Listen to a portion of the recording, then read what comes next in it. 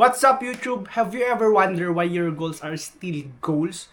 And tinitignan mo ibang tao, mga other high-performing people, they're effortlessly achieve their goal, whatever goal it is, no?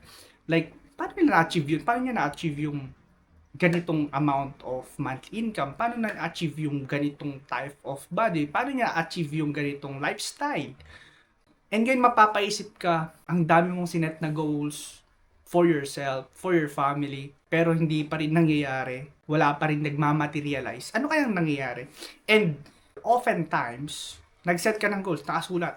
I want to achieve this goal by 2025, by the end of the month, by the end of the week. Pero as you check your plan, your notes, wala pa rin nangyari. And what happened is, you are frustrated kasi nga hindi pa nga nangyayari yung goal mo, yung hindi nagmaterialize. And you ended up giving up. Pinabayaan mo like, sige, hindi naman mangyayari. Wag ko na lang gawin yung mga sinet kong goals. Like, I'll do my thing. I'll do whatever I want. Or maybe, hindi, mag-enjoy na lang ako, magpakasaya na lang ako, kaysa magpapakahirap pa ako dyan, hindi naman nangyayari, hindi naman effective eh. Or maybe sabihin natin, you want to have a business, a small business, any kind of business. And then, you need a capital. Maybe it's a 20,000, 50,000 capital, and that's your goal. And ngayon, nag-iipon ka for your business. And then, suddenly, chinek mo, no, na ang tagal na nakasulat yung goal na yun. And hindi pa rin siya nangyayari. Ngayon, frustrated ka na, no? Wala na. Like, you don't even know what to do, no? And you ended up being frustrated with your goal because you know that goal follows frustration. So never set a goal. But in this video, I'm going to show you how can you achieve your goal effortlessly, whatever kind of goal it is, financial goal, health goal, relationship goal, kahit anong goal yan na sinet for yourself. Okay? In this video, this is my promise to you. My promise to you is ma-achieve mo yung goal mo effortlessly without any frustration, and you will enjoy the process, the journey in achieving your goal. Okay? So let me share a quick story of mine. No? Before way back 2020, I started diving in sa business field. Okay? That was my first time sa business field, and I'm a student of selling, closing deals. Okay? And then napunta ako sa isang insurance company. And during my time na nag-start pa lang ako, I set a goal kasi sabi ng aking manager, those people around me, you have to set a goal and then tamaan mo yan. And some other people, sabi nila, focus on your goal. Right? Or sabi nila, aim high para kung di mo matamaan, is at least matatamaan mo yung mas sa baba ng mas mataas. Right? I happen have this goal na maging $1 million round table. Ito yung mga magagaling na salesperson, magagaling na mga financial advisor back then, 2020. Okay? So now, as I focus sa goal na yun, okay, I have to sell, I have to find prospect, I have to find clients, ganyan. And kailangan ko maka-close deal, kailangan ko maka-commission. Kailangan ko ito. Okay? Kailangan ko makaipon, wala na akong pang paikot, wala na akong pang puhunan, or like, wala akong pang galaw, wala akong allowance. Pero naka-focus pa rin ako sa goal ko. And what happened is, after several of months, few months, naubos yung leads, naubos yung mga prospect na mga pwede kong kausapin. Okay? And what happened there is, nung na-close ko na yung mga pwedeng ma-close, and some of my clients, hindi sila nag-proceed. Like sabihin natin, nag-avail sila in just 1 month, but after the next coming payment period, hindi na sila nag-continue. And some of them, they rejected me. Ngayon, sobrang frustrated ko kasi I want to generate ₱1 million cash for myself. Kasi meron akong debt, okay, utang before sa school namin. Okay? And I want to pay that utang, that debt. Bad debt. Ngayon, frustrated ako dun and stress ako. Like, I don't know what to do. Okay? Kahit sabi ko, nakafocus ako sa goal, nakafocus ako sa goal. Like TOT, MDRT. Alright? Kahit anong willpower, wala pa rin eh. Now, ang nangyari, I ended up quitting yung career kong yun. And nag-start ako, nagpatalon-talon ako sa iba't ibang industry. Doon na pumasok yung shiny object syndrome. Like, I am very confused that time. Because I have this goal, very clear goal, smart goal, measurable goal. Pero for me, it leads me or it puts me to a state of frustration. And then I found out, dapat pala hindi ako na-focus sa goal. Dapat na-focus ako sa activity objectives. Ano ba tong activity objectives? So, before natin pag-usapan ng goal and activity objectives, let's put the groundwork muna. I will put the groundwork. So, in the book of Genesis, God commanded man, sabi niya dito, is be fruitful. Okay? Be fruitful. Do multiply. Do replenish. Do subdue the earth. And have dominion.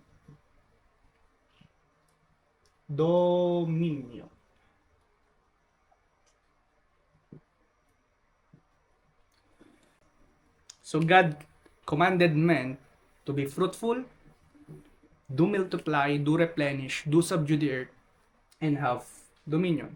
And now, i-compare natin yung goal dito sa task or sa instruction na binigay sa atin. So, goal is like something we want or you want to have. It's like gusto mo nang magkapagpatayo ng bahay. Gusto mo magkaroon ng sasakyan. You want to start a family. You want to travel around the world. Okay? Or you want to buy an iPhone. You want to buy things. You buy anything, no? Yun yung isang common goal, like material things. Okay? So that's the goal. So, meaning, you want to have. Pero, you are not a human having. Right? You are not a human having. Have dominion. You are a human being. Right? So, anong connect nun? Anong connect yung pinagsasabi mo? Okay? If you're going to ask me, having or have is like the goal that you have. Okay? Having or have dominion is the goal that you want. Kasi, you want to have, di ba? May gusto kang ma-acquire, ma-accumulate for yourself. And that's the goal. And ngayon, kapag na-focus ka kasi sa have, now, ngayon, iisipin mo, paano ko to gagawin? Ano yung mga dapat kong gagawin? So, na-focus ka ngayon sa doing. And for you to know, you are not a human doing. Alright? That's the reason why people are struggling achieving their goals. Because they're trying to be a human doing. And they're trying to be a human having. Yun yung reason bakit nahihirapan silang i-achieve yung goal nila. And along the way, nako-confuse na sila like, ala, hindi na nangyayari yung pangarap ko, hindi ko na magbigay yung mga kailangan ng mga anak ko, mga pamilya ko. 'Di ba? So, you have to understand yourself. You are a human being. Kaya meron tayo ditong be. And being, as a human being, you are created from His likeness. Okay? The ultimate creator created man. God created man in His likeness and His image. And ginawa niya tayo from dust. Okay? And then, as a dust, as a parang lupa, He planted a seed in us. In you. May plant siyang seed sa'yo. Kaya sabi niya, kinuman niya, be fruitful. So, God's word is the seed of truth na tinanim niya sa'yo as a dust. Right? And as a dust, you have to grow that fruit, that seed of truth, in your garden of your future, garden of wealth. Kasi, you yourself is your garden of your wealth. Right? What is wealth? Wealth is your ability to create transformation or result to other people's life. If you are a dust na meron, or you are a soil na meron tinanim sa'yo as the seed, ngayon, you have to grow that seed to be fruitful, and that fruits, ibibigay mo sa iba, isa-serve mo sa iba. That's the meaning of it. Right?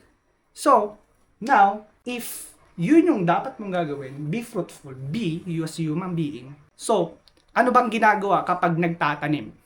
Okay? Anong ginagawa pag nagtatanim? Nagtatanim, kailangan yung soil is pwedeng magtanim kasi may iba-ibang klase ng soil, 4 kinds of soil, right? May mga rocky soil, muddy soil, okay? Yung fertile soil, I forgot the other one. If you know the other one, comment down below. Now, there are 4 types of soil ngayon. You have to be a fertile soil. You have to find the right seed. Okay, after nun. Kasi if you want to grow an apple tree, you cannot plant an orange seed. Diba? So if you want to have an apple tree, yun yung goal mo, yan yung goal mo, yan yung gusto mong magkaroon ka. Okay? You want to have an apple tree, apple fruit. You have to plant an apple seed. And ngayon, you find the right soil, the fertile soil, you find the right seed, tinanim mo, diniligan mo, nung tumubo, pinaarawan mo, and what do we call this one? We call it activity, yun yung activity mo, objectives.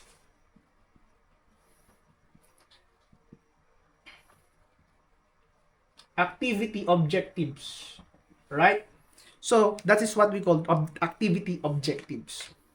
Yung process, yung input na dapat mong gawin para yung outcome na gusto mong mangyari is mangyari. So, remember this one.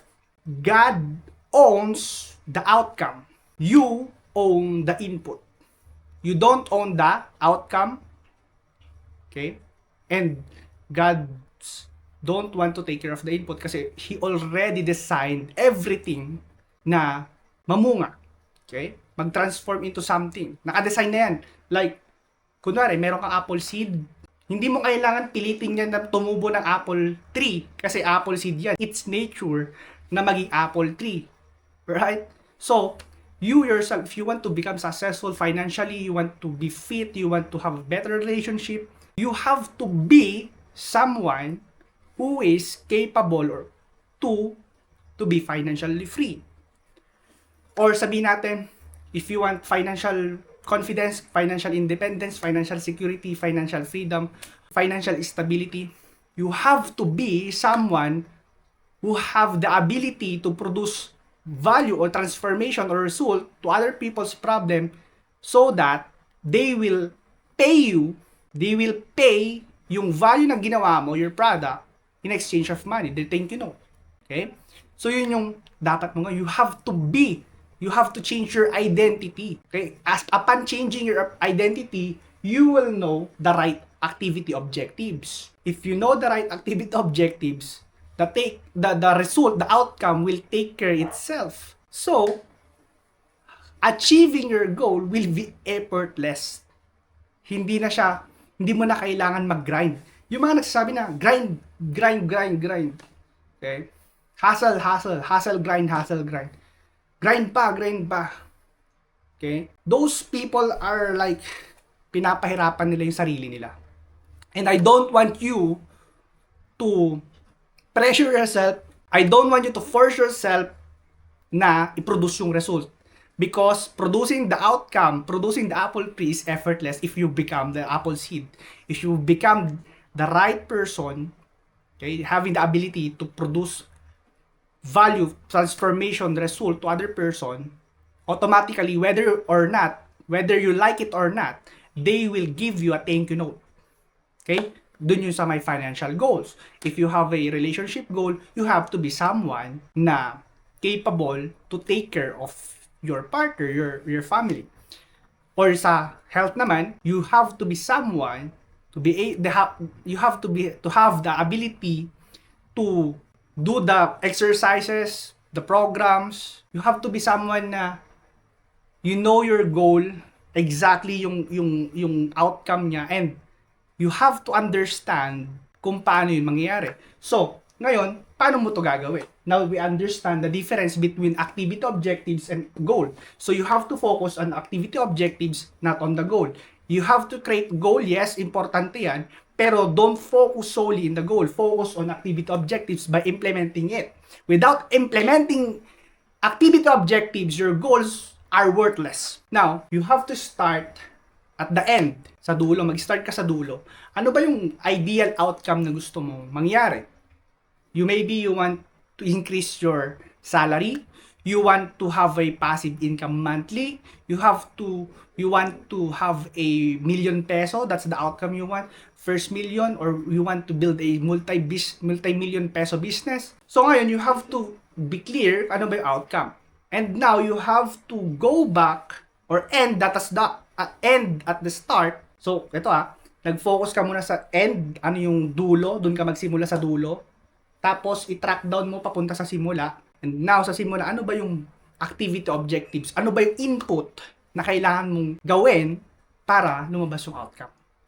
Right? So, now, by shifting your focus from goal, okay, to activity objectives, na yun yung gagawin mo araw-araw, it will empower you to do it consistently and ma-enjoy mo yung process. Kasi kapag naka-focus ka sa goal, like gustong mo lang makuha yung goal na yun, and you don't have the willpower to do the activities, the input, okay, mapro-frustrate ka eh. Kasi naka-focus ka sa goal, gusto mo na makuha, and you don't want to do the hard work, the pressure thing, no? May mga the hard way. You don't want to do the hard way, okay? So, by shifting your focus from goal to your activity objectives, okay, ngayon naka-focus ka na sa activity objects. Okay, I want these activities to be done. I want these activities to be implemented, to be applied. Ngayon, kapag ganun na yung thinking mo, you're going to enjoy the process. Kaya yung iba hindi sila nag-enjoy sa process because they are focusing too much on their goal.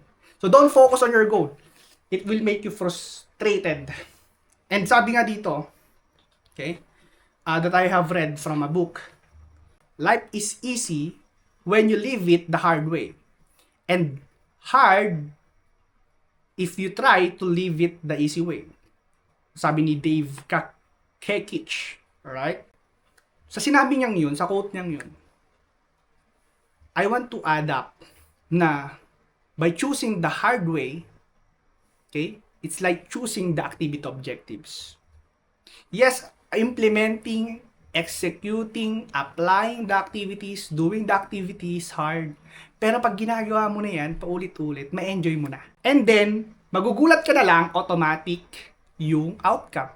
Effortless yung outcome. So money, there are a lot of people, yung focus nila is to have more money. And money is just a byproduct of a product. So you have to focus on creating a product that can produce a byproduct, which is the byproduct is the money. Simple as that. So now, shift your focus from your goal because your goal will make you frustrated. Kasi nga, pag nag-set ka ng goal, I want to get this thing by X amount of time. Pero pag hindi mo na-achieve yung goal na yun sa X amount of time na yun, then you will get frustrated and maybe you will end up na i-give up yung mga yun. So, shift your focus from your goals to activity objectives. I don't mean na i-abandon mo na yung goal mo. Kasi nga sinabi ko kanina na you have to start from the goal, pero track down mo yun, ano ba yung input na dapat, and dun ka mag-focus sa input, right? And in that way, you'll be able to implement God's success formula, which is be, do, have. So a lot of people are focused on doing, and having. But you just have to focus on being para automatic na lahat yung doing and having. And that's how you achieve your goal effortlessly without willpower, just pure enjoyment, just pure joyful and enjoying the journey. Makuha mo yung goal mo kahit anong sinet mong goal na yan, just by shifting your focus into one thing. So, see you sa mga next video natin. Peace out, Cub Scout!